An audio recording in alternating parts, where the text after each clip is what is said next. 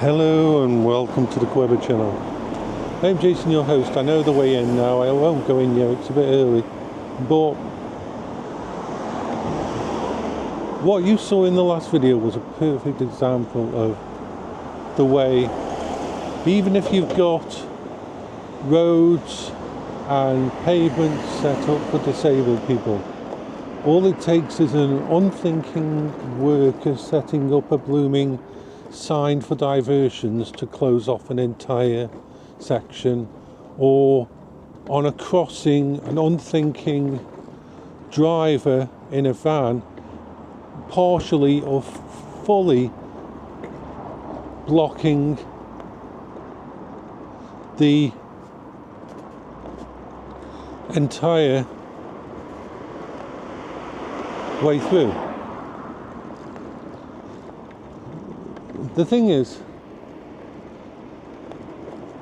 on a mobility scooter, I am actually at the height of probably 4 foot.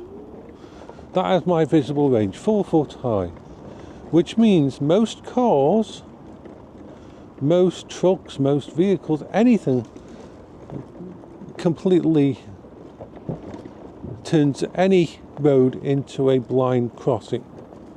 And I have to be very, very careful and very, very aware of what is going on. It's a very humbling thing, because I've got a vehicle that's 2 foot, 2.5 foot, almost 3 foot in front of me. So it's at least, I would say, 3 foot. My visibility is 3 foot behind my actual physical presence. When I go round a corner, whether it's on a pavement or a road, I am putting 3 foot of my physical presence out there.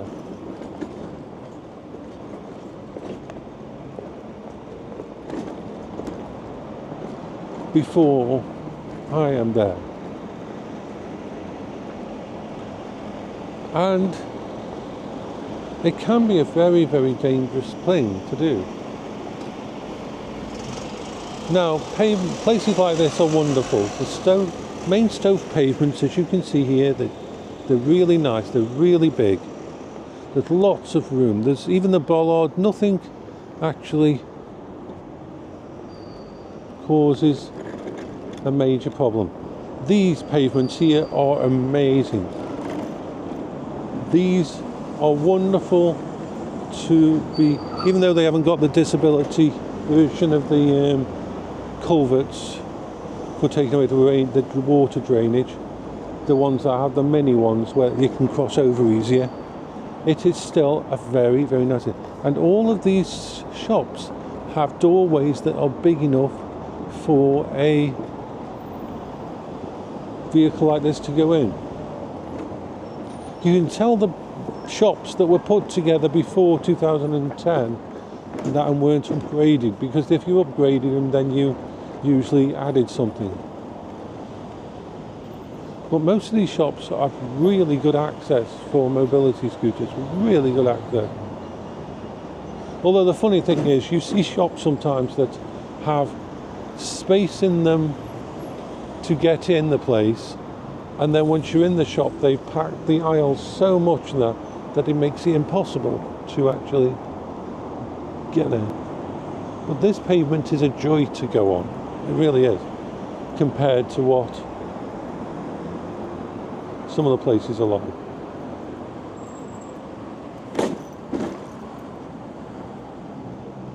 But those big culverts are a bit of a pain in the ass.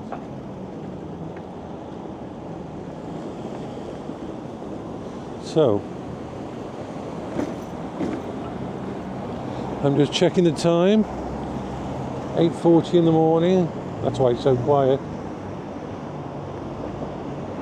But yeah, this I like. But anywhere with constricted space, anywhere with a normal sized pavement, If someone puts out a sign, someone puts out a bin, if someone puts out, if even the council, if they put down like a sign like you saw for the workmen and that, it can basically stop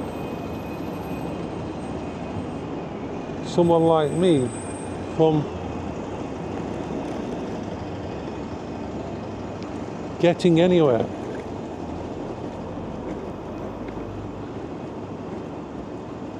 So yes, we are on our way now. They've even put enough space here to get around, things like that, which is really nice. I'm going to just switch to high gear.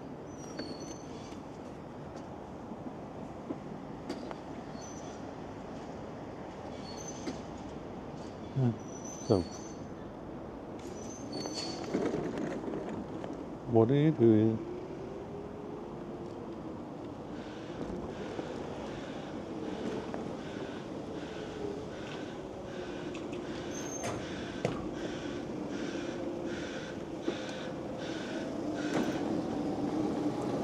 Let's see what we can do now.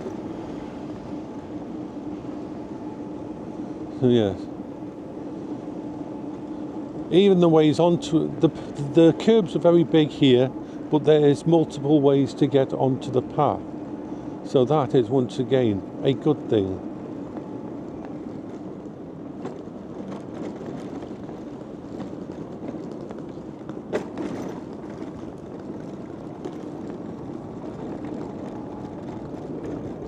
King's Hall, where they used to do the Comic-Con.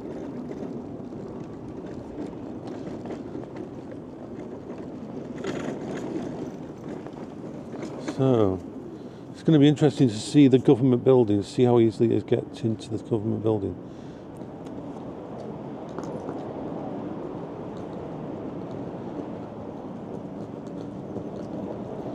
So yes, not going to get in there. But there is a disability way to get in, which is nice. Now this lip here is almost too close to the edge. This doesn't make it a very fun thing. Ooh. So I'm going to be going up here and around and try to navigate things. So what do we do? What do we do with the chicken vendor? So I'm going to stop this now and say bye-bye.